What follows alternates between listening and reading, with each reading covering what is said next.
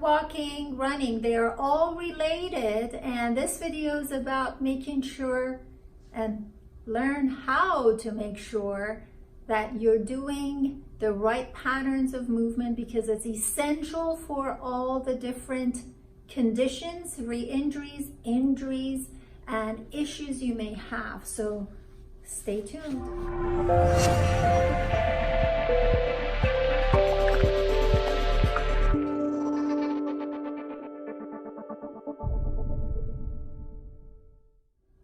All right, let's talk about crawling, walking, and running as an example.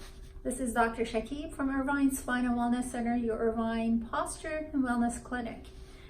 The reason I decided to do this video is because I see a lot of runners, and I see how the simple fact of coordination of arms and legs with walking is missing. And that leads to issues with running, because in essence, running is upping the game of walking. Walking is upping the game of crawling. So I want to make sure you understand the reason why babies crawl before walk has to do with the neurology behind movement. And of course, with that comes the practicing and strengthening and coordination of your body parts when it comes to what is needed for walking and standing up, for that matter. So with the tilting and from side to side in babies, and just, different patterns of movement that come as developmental kinesiology, developmental patterns of movement, we crawl because as we build strength, up to that point, we are building strength on both sides of the bodies and different muscle groups. With crawling, which is the postural neurology talking here, the right side of the body and the left side of, not the body, the brain, the right and left side of the brain, through what's called corpus callosum, they talk to each other, which is essential. Why? Because as you're standing up, your brain, which assesses everything and then determines what needs to happen next, needs to get information from right side and the left side, and the two sides talking to each other to determine what comes next.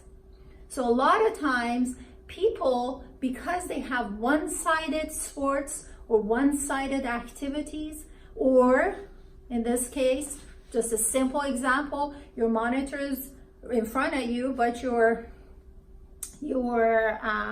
let's say notification comes on the upper right hand side, so your eyes keep going there the most instead of going in all the other ranges of eye movement. So you're in essence training your brain to be going in that direction more, and going in this direction the least, so to speak, if you want to just look at that vector here, one side more than the other side.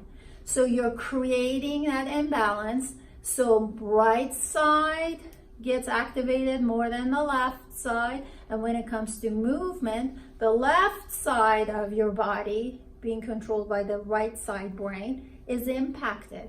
So then you wonder why you re-injure yourself on one side more than the other.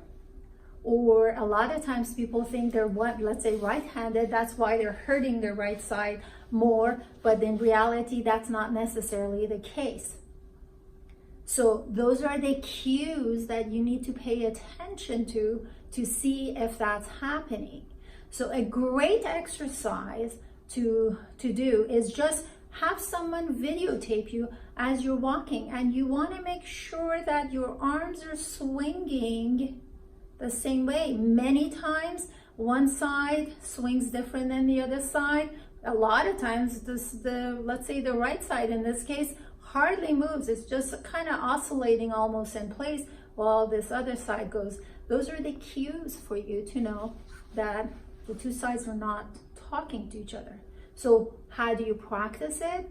You lay down on your back on the floor on your bed. Can you videotape me laying down? Do you need to change the video? Okay, so can you just bring it down? No? So I'm just going to go ahead and lay down as Desiree is trying to adjust without messing anything up. Are we good? Mm-hmm. All right. So you're going to lay down flat and you're going to move the left leg and right arm together and coordinate that movement like that.